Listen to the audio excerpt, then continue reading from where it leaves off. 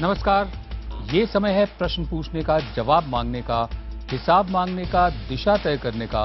पूछिए तीखे प्रश्न, क्योंकि ये है प्रश्न काल।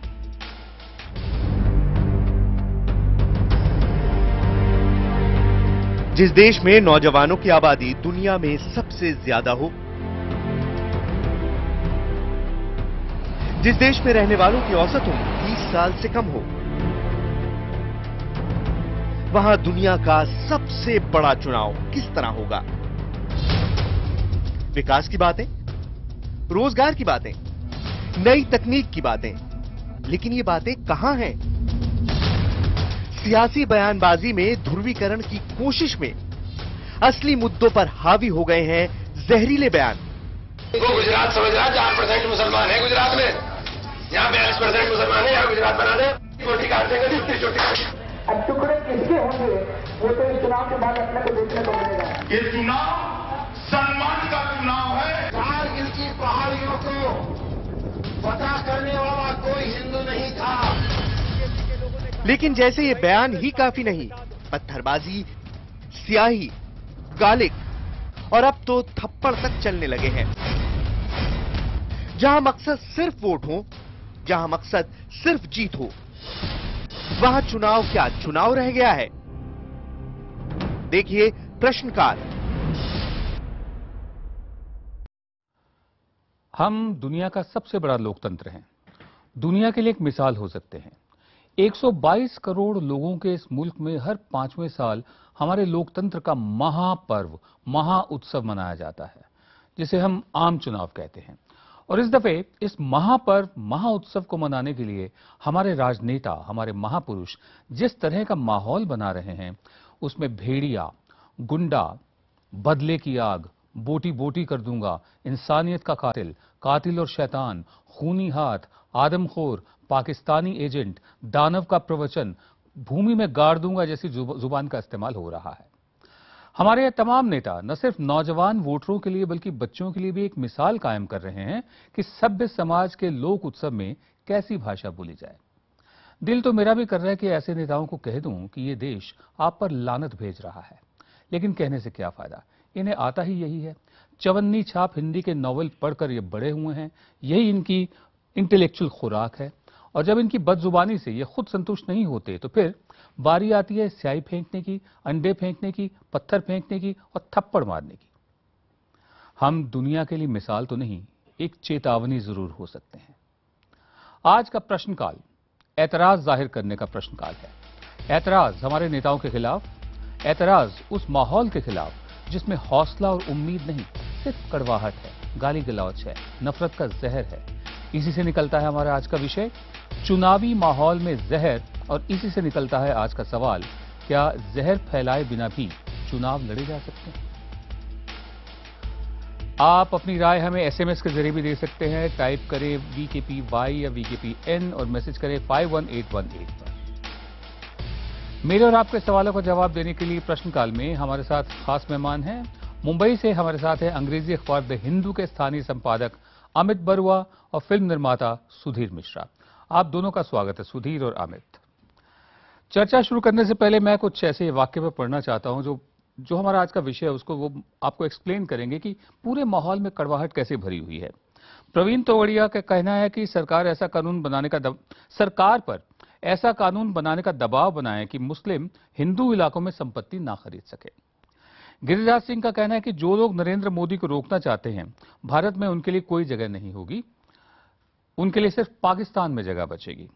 आजम खान, समाजवादी पार्टी, मुसलमान एक नहीं हुए तो हत्यारा मोदी प्रधानमंत्री बन जाएगा। उसके अलावा अगर आप आगे चलें तो बेनी प्रसाद वर्मा, ये कांग्रेस के हैं, इनका कहना है कि बीजेपी ने आरएसएस के सबसे बड़े गुंडे को अपना पीएम उम्मीदवार बनाया है। इमरान मसूद, ये भी कांग्रेस के हैं, इनका कहना है कि मोदी को ठोक के जवाब इमरान मसूद देगा। वो गुजरात समझ रहा है, गुजरात में केवल 4% मुसलमान हैं, यहां 42% है, बोटी बोटी कर दूंगा। जवाब में वसुंधरा राजे क्या कहती हैं, राजस्थान की जो सीएम है बीजेपी की। सहारनपुर में कांग्रेस प्रत्याशी ने कहा कि मोदी की हम बोटी बोटी कर देंगे, अब टुकड़े किसके होंगे ये तो चुनाव के बाद ही देखने को मिलेगा। सुधीर और अमित, अब माहौल तो ये है आज के दिन।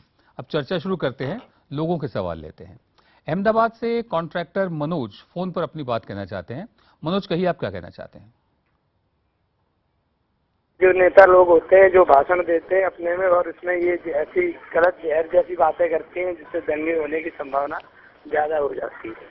जी, ऐसी भाषा का इस्तेमाल करते हैं जिससे दंगे होने की संभावना बढ़ जाती है। हमारी वेबसाइट ibinKhabar.com पर रजनी परमार ने अपना सवाल पूछा है। उन्होंने पूछा है कि नेता पहले तो जहर उगलते हैं, फिर बाद में उस पर सफाई देते हैं, क्या यह सोची समझी रणनीति है? अमित, ये दोनों सवाल आपसे हैं। दंगे होने की संभावना और पहले जो भी मुंह में आया बोल दो, सोच समझ के बोलो और बाद में सफाई दे दो। आप विनोद, बिल्कुल आपने जो प्रोग्राम के शुरू में भी कहा और जो आपके श्रोता पूछ रहे हैं, ये बात साफ है कि इस तरह की जबान का जो इस्तेमाल है उससे जो इमोशंस हैं वो भड़कते हैं। और हमारे जैसे देश में जहां पर कई तरह के लोग रहते हैं और कई तरह के भड़काऊ नेता हैं, और ये हर मजहब में है, हर कम्युनिटी में है, तो इस तरह की जो बातचीत हमने चुनाव के दौरान देखी है, तो मुझे लगता है कि ये बहुत ही दुखद बात है। और हमारे पूरे देश के लिए, हमारे नेताओं के लिए, हमारी मीडिया के लिए कि ऐसी बातें कही जाती हैं और मीडिया इनको दिखाती है, तो ये सब चीज़ों की जगह भारत की राजनीति में नहीं है। लेकिन काश ऐसा ही होता कि हमारी राजनीति और राजनीतिज्ञ ऐसे होते कि इस तरह की जुबान या इस तरह की राजनीति की उनको जरूरत नहीं पड़ती। लेकिन ये रियलिटी है और ये सब चीजें हमने पहले भी देखी हैं, ये नई बात नहीं है। ये अच्छी चीज है कि जो दिग्गज नेता हैं शायद वो लोग ये सब बातें नहीं कर रहे हैं। तो मुझे लगता है कि वो एक सेविंग ग्रेस है। सुधीर, ये तो वही बात होगी कि बस मजबूरी में हाथ मल कर रह जाइए। चुनाव आयोग एक चेतावनी जारी कर देगा या शो कॉज नोटिस दे देगा, ये लोग कुछ ना कुछ सफाई दे देंगे, ज्यादा से ज्यादा एफआईआर हो जाएगी, कार्रवाई कुछ नहीं होगी। सुधीर। हाँ, लेकिन जो तुमने शुरू में कहा वो बात सही है कि एक तरह के नेता जो हमारे राजनीति में आ गए हैं, और मेरे ख्याल से लीडरशिप जिस तरह के लोगों को चुन रही है, नुमाइंदे बना रही है, टिकट दे रहे हैं, उनसे आप उम्मीद करेंगे क्या? एक जमाने में ऐसा होता था कि लोग पार्टी के लिए काम करते थे, वो कुछ एक स्तर होता था, वो किसी के साथ कुछ बड़े नेताओं के अंडर काम करके कहीं उभरते थे, उनका एक राजनीतिक कुछ मिजाज होता था, एक तरीका होता था, एक सोचने का एक कोई फलसफा होता था। अब तो वो है नहीं, इशू है नहीं, मकसद सिर्फ जीतना है। तो किसके लोग हैं वो तो बात ऐसी करेंगे, लेकिन खतरा इससे जो बड़े नेता हैं हर पार्टी के, उनको थोड़ा सा ध्यान देना चाहिए। और डर ये लगता है, हम सबको पता है कि ये जब इस तरह का माहौल बनेगा तो इसके बाद जो ये पार्टीज हैं उनका काडर किस तरह से बिहेव करेगा बाद में। जी, उनको आदत पड़ जाएगी उनके नेताओं की इस तरह से बात करने की, तो औरतों पे फिर बेंगलोर में फिर क्या होगा? जी, औरतों पर बेंगलोर में फिर क्या होगा? ज्यादा खतरे की जी, इस तरह के मानसिकता के लोग अगर हमारे पार्लियामेंट में आएंगे तो फिर हमें उम्मीद क्या है? इसके आगे तो मतलब कुछ बड़ी भयानक सी स्थिति नजर आती है। जी, हम आगे बढ़ते हैं। लखनऊ से डॉक्टर ध्रुव सेन सिंह ने अपना सवाल पूछा है। सुनते हैं डॉक्टर ध्रुव सेन सिंह का सवाल। मैं लखनऊ से डॉक्टर ध्रुव सेन सिंह ये पूछना चाहता हूँ कि ये जो आरोप प्रत्यारोपों का दौर चल रहा है, क्या ऐसे बयान नेताओं की मजबूरी है जिसके कारण समाज में एक नफरत का माहौल पैदा हो रहा है? क्या नेताओं को एक दूसरे पर व्यक्तिगत हमले करने के बजाय विकास के मुद्दों पर नहीं बोलना चाहिए? जी, नागपुर से दुकानदार हैं जॉन थॉमस, फोन पर अपनी बात कहना चाहते हैं। जॉन साहब, अपनी बात कहिए। मैं चाहता हूं कि जो उम्मीदवार है और जो पार्टी है उसकी सकारात्मक सोच जो है उसके आधार पर ही हमने चुनाव लड़ना चाहिए तथा कैंपेन करना चाहिए। अमित, जब इस चुनाव की शुरुआत हुई थी तो हमें उम्मीद थी और माहौल में भी ऐसा था कि ये चुनाव मुद्दों पर लड़ा जाएगा। जैसे पिछले साल दिल्ली में मुद्दों पर चुनाव लड़ा गया था, तब आम आदमी पार्टी की किसने ज्यादा परवाह नहीं की थी, लेकिन जिन्होंने की उन्हें मालूम था कि जो मुद्दे होते हैं, इश्यूज होते हैं, वो ज्यादा महत्वपूर्ण होते हैं बजाय गाली गलौज के। इस चुनाव की शुरुआत भी हमें लगा था कि मुद्दों से होगी। अब मुद्दे हट गए हैं, ये सब कुछ आ गया है। क्या ये जरूरी है जहर फैलाना, जो उनका सवाल है? और दूसरा सवाल जो जॉन साहब का है कि उम्मीदवार के सकारात्मक पहलुओं को बताकर भी चुनाव लड़े जा सकते हैं, आप क्या कहते हैं? जी बिल्कुल लड़े जा सकते हैं। और जो मतलब बर्निंग मुद्दे हैं, जैसे आप किसी भी छोटे शहर या बड़े शहर में चले जाएं हिंदुस्तान के, तो मलबा, पानी की क्वालिटी, गंदा पानी आना, खुली नालियां, कचरा, बीमारी, गंदगी, ये सब चीजें हमारे देश की एक रियलिटी है। तो क्या हमारे जो प्रत्याशी हैं इन मुद्दों पर फोकस कर रहे हैं या नहीं? ट्रैफिक की समस्या, इंफ्रास्ट्रक्चर की प्रॉब्लम, रोजमर्रा की जो जिंदगी है उसमें हमारी कितनी दिक्कतें हैं, अस्पताल का एक्सेस, हेल्थ केयर का एक्सेस, ये सब चीजों के ऊपर इलेक्शन लड़ा जाना चाहिए। और जो अच्छी पार्टियां हैं, जो अच्छे उम्मीदवार हैं, उनको इन मुद्दों पर फोकस करना चाहिए। लेकिन ये सैड फैक्ट है कि हमारे जो प्रत्याशी और पार्टी ये सोचती हैं कि ये जो तुच्छ बातें करके वोट मिल सकते हैं, और इसी राजनीति ने मुझे लगता है एक तरह से हमारे देश के ऊपर एक तरह से स्पीड ब्रेकर लगा दिया है। अब दूसरे देशों को देख लीजिए, वहां पे भी चुनाव होते हैं, इस तरह की बात कभी नहीं उठती है। और आज विनोद एक बात मैं जरूर कहना चाहूंगा कि आज सोशल मीडिया का जमाना है। 2009 में कोई ट्विटर, फेसबुक नहीं था जिस तरह से आज प्रयोग हो रहा है। तो खुल के लोग एक दूसरे को गाली दे रहे हैं, और सिर्फ नेताओं की बात नहीं है, जो लोग सोशल मीडिया का प्रयोग कर रहे हैं उन पर भी कोई संयम नहीं है। जो मन धड़क बात होती है वो कह देते हैं। तो मुझे लगता है कि अब जब चुनाव हो रहा है और जिस माहौल में हो रहा है, एक चीज मैं जरूर कहना चाहूंगा कि संयम की जरूरत है और संयम से काम लेना चाहिए। जो भी हमारे मतभेद हैं, और काफी मतभेद हैं, लेकिन सोच समझ के देश के लिए हमको आगे बढ़ना पड़ेगा। जी, एक बहुत पुरानी कहावत है कि बंदर के हाथ में जब उस्तरा आता है तो उसे खुद नहीं मालूम होता उस उस्तरे का क्या करे, उसको खाया जाए या किसी को मारा जाए, खुद को मारा जाए, इसका इस्तेमाल क्या होता है। बहुत से लोगों के हाथ में सोशल मीडिया जो आया है वो बंदर के हाथ में उस्तरा जैसा है। उन्हें खुद नहीं मालूम कि संयम नाम की चीज क्या होती है, जिसका जिक्र अमित कर रहे हैं। हम पिछले 20-20, 30-30, 40 साल से मेन स्ट्रीम मीडिया में हैं, ये बहुत बड़ी जिम्मेदारी होती है। सुधीर, मैं आपसे बहुत संक्षेप में जानना चाहता हूं कि हमारे पूरे चुनाव प्रचार में जहां मुद्दों की बात से हमें उम्मीद थी कि मुद्दों की बात होगी और हुई भी थी, गिरावट किस स्टेज पर आई, कब आई? पिछले 15 दिन में, 20 दिन में ये गिरावट कब आई है कि गाली गलौज पर उतर आए हैं लोग?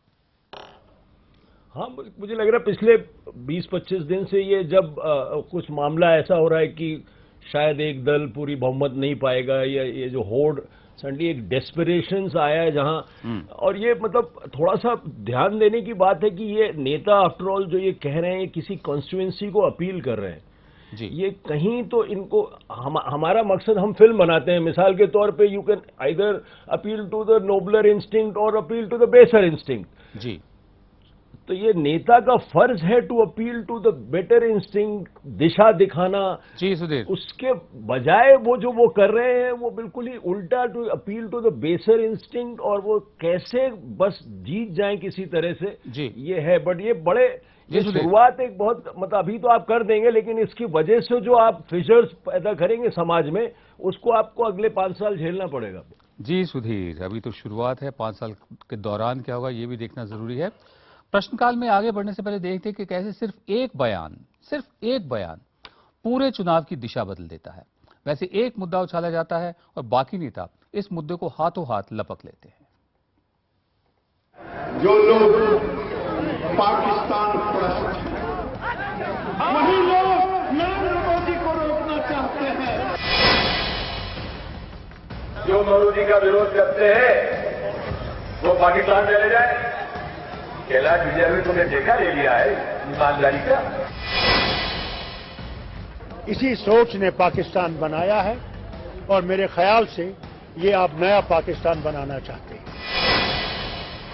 गुड़िया गुड्डे का खेल है कि साहब उनके कह देने से यहां का मुसलमान नरेंद्र मोदी और बीजेपी को सपोर्ट नहीं करेगा तो पाकिस्तान चला जाए। नेताओं के ऐसे रवैये के बाद सबकी नजरें चुनाव आयोग पर होती हैं, लेकिन चुनाव आयोग की कार्रवाई कितनी कारगर है ये आपको, हम सभी को पता है। प्रश्नकाल में इसी से जुड़ी टिप्पणी की है ट्विटर पर भूपेंद्र ने लिखा है कि क्या चुनाव आयोग को ज्यादा अधिकार दिए जाने की जरूरत है जिससे वो ऐसे नेताओं पर अंकुश लगा सके? एक तो ये। जम्मू से केसी शर्मा ने अपना सवाल पूछा है, उनका सवाल भी सुन लेते हैं। चुनाव आयोग ऐसे लोगों के खिलाफ कोई कार्रवाई क्यों नहीं करती जो जहरीले भाषणों से माहौल को बिगाड़ते हैं? अमित, अब बात चुनाव आयोग पर आ रही है। Do you think the election commission has enough teeth? क्या उनके पास इतनी पावर है, या पावर ना होते हुए भी ये निर्भर करता है कि मुख्य चुनाव आयुक्त कौन है? टीएन शेषन जैसे भी हुए हैं लोग जो बहुत सख्त थे, डॉक्टर एमएस गिल भी हुए हैं जिन्होंने बड़ी काबिलियत से चुनाव आयोग को चलाया। तो क्या और ज्यादा पावर चाहिए या मुख्य चुनाव आयुक्त जो हैं और उसके सहयोगी जो हैं उसमें ज्यादा दृढ़ता चाहिए, मजबूती चाहिए? मुझे लगता है कि विनोद पावर्स इनके पास काफी हैं, लेकिन जिस तरह से वो पावर का प्रयोग होता है, अभी आप अमित शाह और आजम खान का मामला ले लीजिए। दोनों केसेस में चुनाव आयोग ने माना है कि जो उनके खिलाफ एलिगेशंस लगे हैं वो वीडियो एविडेंस से पूरी तरह से पुष्ट होते हैं। लेकिन उन्होंने कार्रवाई क्या की? उन्होंने बैन लगाया और फिर बैन हटा दिया। अगर उन्होंने बैन लगाया था तो क्यों नहीं उस बैन के ऊपर दृढ़ रहे? आप शरद पवार जी का बयान ले लीजिए, जब उन्होंने यहां बंबई में कहा था कि ये जो मठाडी वर्कर्स हैं वो दूसरी जगह जाके वोट दें, उनका भी वीडियो एविडेंस से उन्होंने पूरी तरह से चुनाव आयोग ने मान लिया, लेकिन उनको सेंसर कर दिया। जब तक अगर कड़ी कार्रवाई नहीं होगी नेताओं के खिलाफ और एक मैसेज नहीं जाएगा, जेएम लिंगडो साहब भी चीफ इलेक्शन कमिश्नर रहे हैं, तो जब तक ये कार्रवाई सख्त नहीं होगी, मैसेज नहीं जाएगा, तो मुझे लगता है कि ऐसे बयान आते रहेंगे। सुधीर, बहुत संक्षेप में जानना चाहता हूं चुनाव आयोग की ताकत को लेकर और जो कार्रवाई वो अभी तक कर रहा है मौजूदा चुनाव में, आप उससे कितना संतुष्ट हैं? नहीं, देखिए, चुनाव आयोग जो काम कर रहा है बहुत स्तरों पर, वो बहुत अच्छा भी काम कर रहा है और वो एक तरह से ये जो हमारा डेमोक्रेसी का फेस्टिवल है, ये जिस तरह से वो चलाता है वो बहुत उसमें बहुत काबिल तारीफ बहुत है इसमें। अब इसके एक स्टेप आगे जाने की जो जरूरत है वो मेरे ख्याल से स्टेट गवर्नमेंट और पॉलिटिकल पार्टीज चुनाव आयोग को मिलके एक डिसीजन, निर्णय लेना पड़ेगा कि इस तरह के जब भी बयान आए तो उसको मतलब क्यों नहीं वो नेता जो है वो उसको हटा दिया जाता, उसको टिकट उसका काट दिया जाए। जी, कुछ ऐसे कदमों की जरूरत है, तभी तो फिर जरूरत है बहुत। कुछ ऐसे तो एक एक्शन होना पड़ेगा। जी, ऐसे कदम उठाने की जरूरत है जिससे मिसाल कायम हो।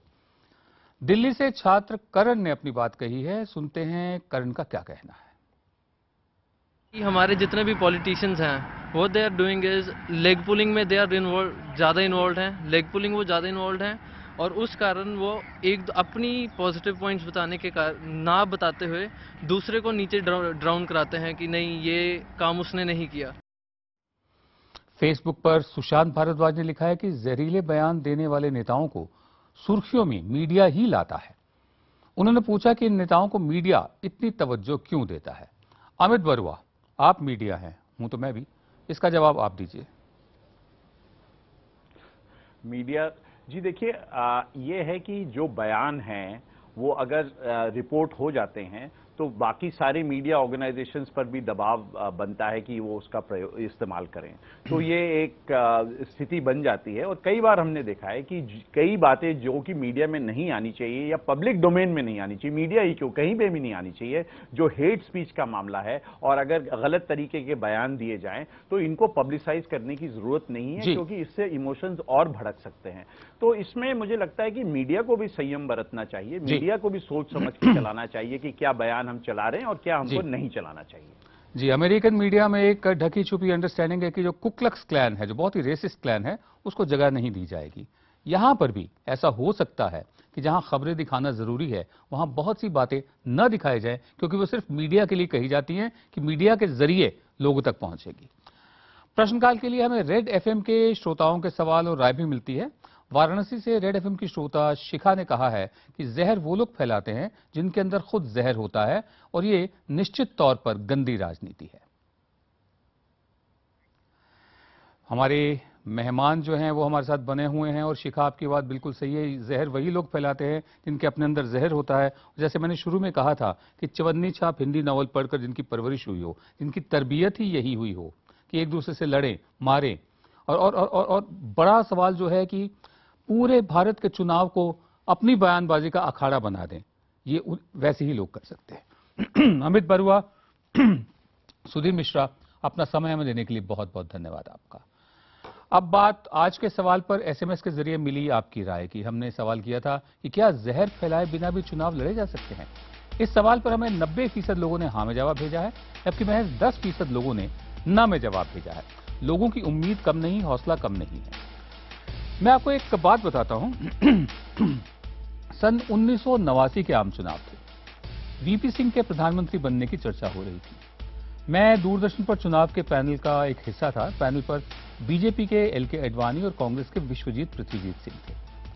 एडवाणी साहब कांग्रेस के लिए बार बार शत्रु शब्द का इस्तेमाल कर रहे थे। जब विश्वजीत पृथ्वीजीत की बारी आई तो उन्होंने एडवाणी साहब को याद दिलाया कि लोकतंत्र में शत्रु नहीं होते, विरोधी होते हैं। एडवाणी उस वक्त कुछ नहीं बोले। टेलीकास्ट के बाद उन्होंने विश्वजीत से कहा, yes you had a point. उसके बाद अगले 10 साल में 4 आम चुनाव हुए, सन 91, 96, 98, 99। सन 98 के बाद चुनाव के माहौल में गिरावट आनी शुरू हुई है और आज ये हाल हो गया है कि चुनाव में किसी बड़े नेता के मुंह से धर्मेंद्र का ये डायलॉग सुनने की कसर रह गई है कि फलाने मैं तेरा खून पी जाऊंगा। क्या एक भी वजह है कि ऐसे नेताओं को इज्जत की निगाह से देखा जाए, उन्हें हार पहनाए जाए, उनके आने पर ढोल बजाए जाएं, उनके पांव छुए जाएं? अगर एक भी वजह है तो कृपया हमें जरूर बताएं। ये था आज का प्रश्नकाल। अब मंगलवार रात 8 बजे फिर मिलेंगे कुछ तीखे प्रश्नों के साथ, जिनमें से सिर्फ एक प्रश्न हमारा, बाकी सब आपके होंगे। नमस्कार।